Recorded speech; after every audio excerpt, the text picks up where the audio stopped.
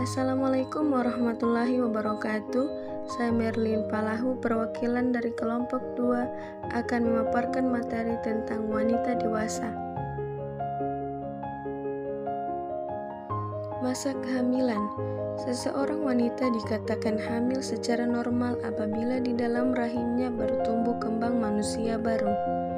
Manusia sejatinya diciptakan untuk mengandung hanya satu janin. Tetapi kehamilan dapat pula terjadi di luar rahim, dinamakan kehamilan di luar kandungan atau kehamilan ektopik, dan pada kondisi yang sangat jarang terjadi dapat bertahan hingga cukup besar. Hasil kehamilan secara ilmiah mempunyai sebutan tersendiri. Istilah embrio atau juga disebut sebagai mudigah digunakan sampai usia kehamilan 11 minggu kehamilan. Sebutan janin atau fetus baru digunakan setelah usia kehamilan 11 minggu hingga kelahiran. Di bawah merupakan contoh gambar zigot. Masa kehamilan dibagi dalam 3 bulanan atau trimester. Trimester pertama merupakan perkembangan dan pembentukan organ. Trimester kedua merupakan tahap perkembangan dan pertumbuhan lanjutan. Dan trimester ketiga merupakan akselerasi tumbuh kembang dan persiapan kelahiran.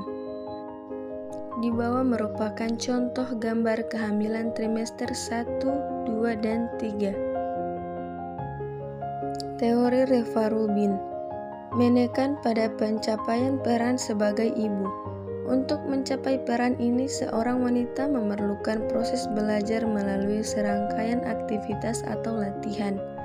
Dengan demikian, seorang wanita terutama calon ibu dapat mempelajari peran yang akan dialaminya kelak sehingga ia mampu beradaptasi dengan perubahan-perubahan yang terjadi, khususnya perubahan psikologis dalam kehamilan dan setelah persalinan.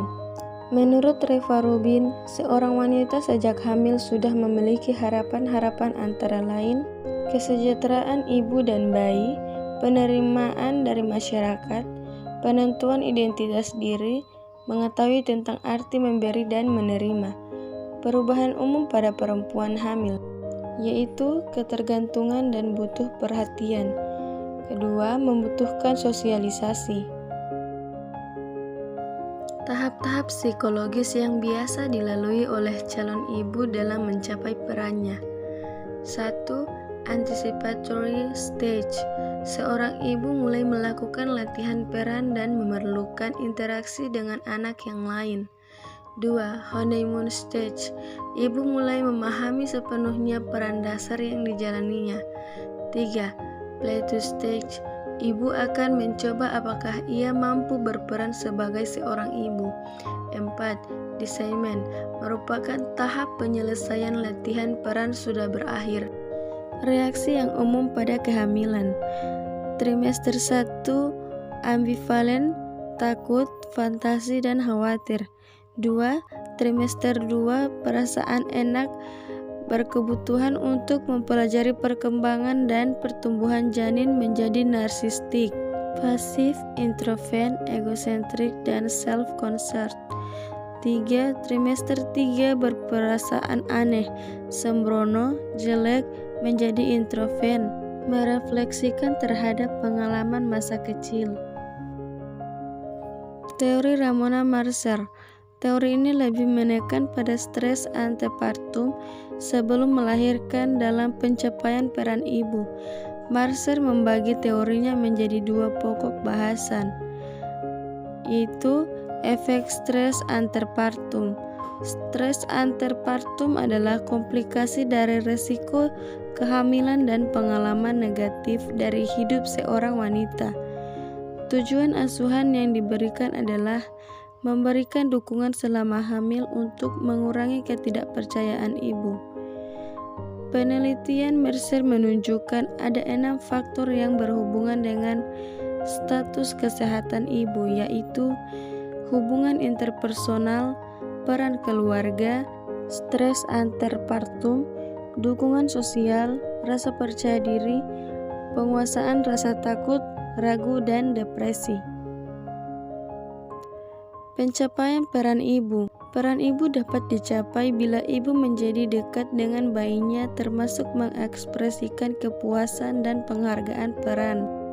Stres antarpartum terhadap fungsi keluarga, baik yang positif ataupun yang negatif.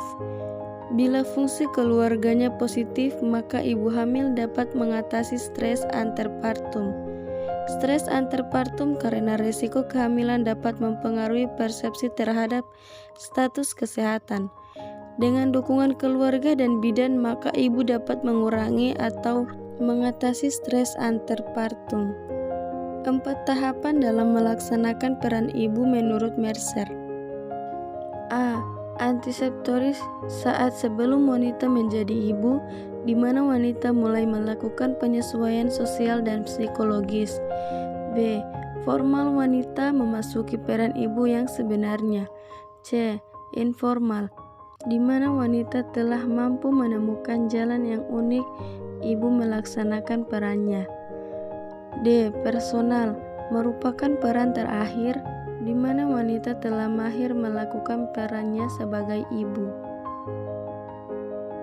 Dari faktor sosial support, Mercer mengidentifikasikan adanya 4 faktor pendukung, yaitu emotional support, yaitu perasaan mencintai, penuh perhatian, percaya dan mengerti. 2. Informational support, memberikan informasi yang sesuai dengan kebutuhan ibu sehingga dapat membantu ibu untuk menolong dirinya sendiri. 3. Physical support, misalnya dengan membantu merawat bayi dan memberikan tambahan dana. 4. Appraisal support, ini memungkinkan individu mampu mengevaluasi dirinya sendiri dan pencapaian peran ibu. Mercer menegaskan bahwa umur, tingkat pendidikan, ras, status perkawinan, status ekonomi, dan konsep diri adalah faktor-faktor yang berpengaruh dalam pencapaian peran ibu. Masa persalinan. Persalinan adalah proses pergerakan keluar janin, plasenta, dan membran dari dalam uterus rahim melalui jalan lahir. Ibu yang sedang hamil memiliki 5 perubahan emosi selama kehamilan, yaitu perubahan suasana hati, takut, kecemasan, mudah lupa, dan mudah menangis. 3 tahapan yang dilalui ibu dalam proses melahirkan, yaitu tahap pertama kontraksi, kedua mendorong bayi untuk keluar, dan ketiga mengeluarkan plasenta.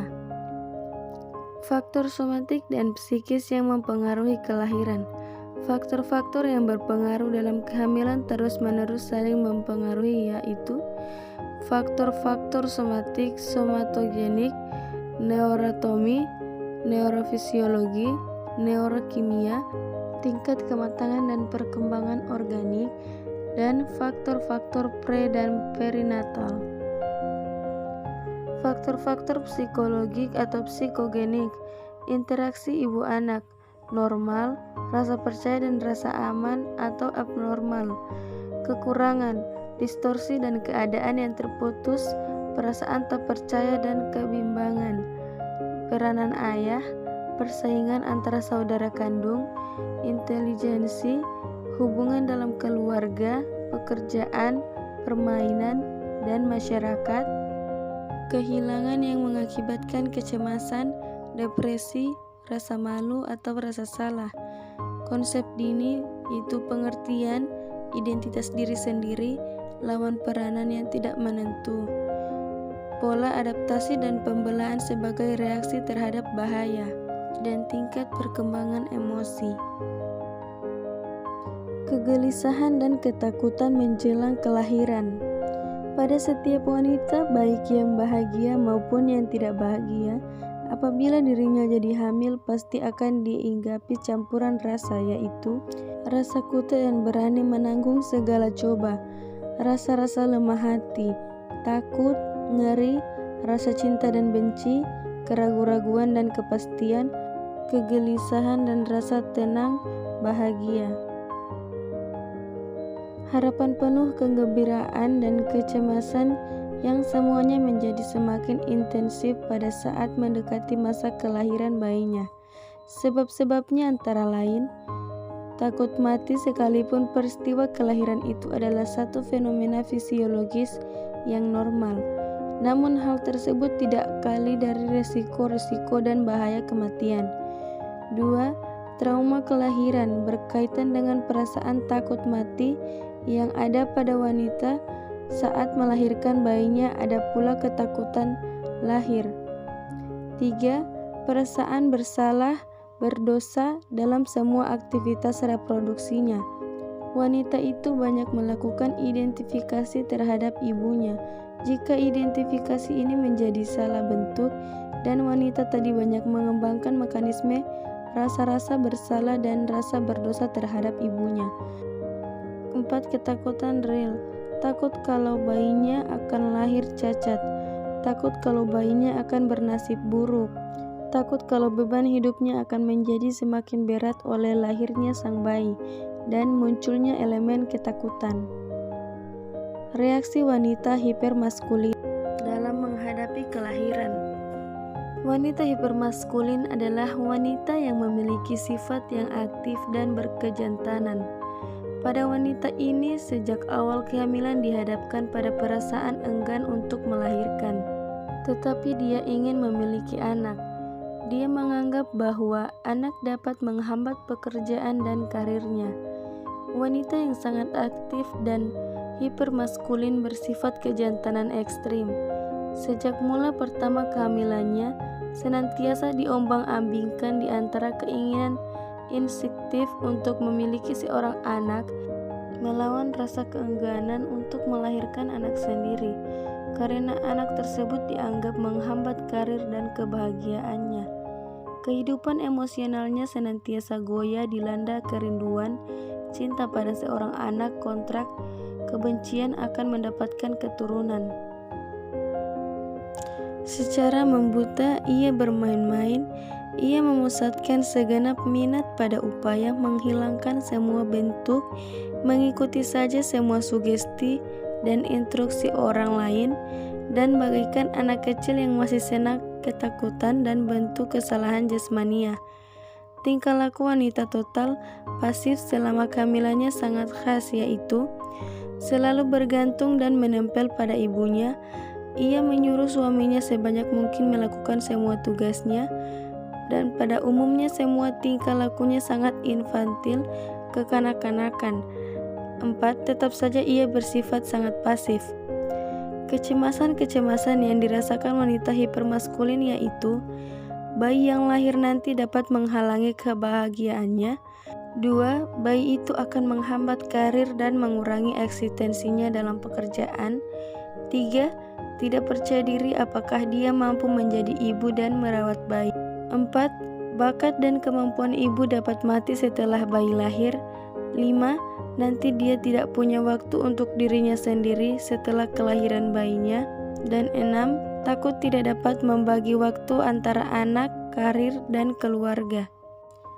Kecemasan-kecemasan tersebut sebenarnya bersumber dari dirinya sendiri yang mengalami konflik batin antara dorongan feminitas dan maskulinitasnya. Di satu sisi, dorongan feminitas mendambakan keturunan sendiri dan secara naluri ingin menjadi ibu, tetapi di sisi lain ada dorongan maskulinitas yang lebih mengutamakan karir, jabatan, prestasi, dan eksistensi diri. Pada proses persalinan, wanita hipermaskulin akan berjuang mengatasi kecemasan dan ketakutannya tersebut. Kesakitan fisik yang dialami saat proses persalinan, misalnya pada saat timbulnya kontraksi, akan diatasi oleh wanita hipermaskulin dengan usahanya sendiri.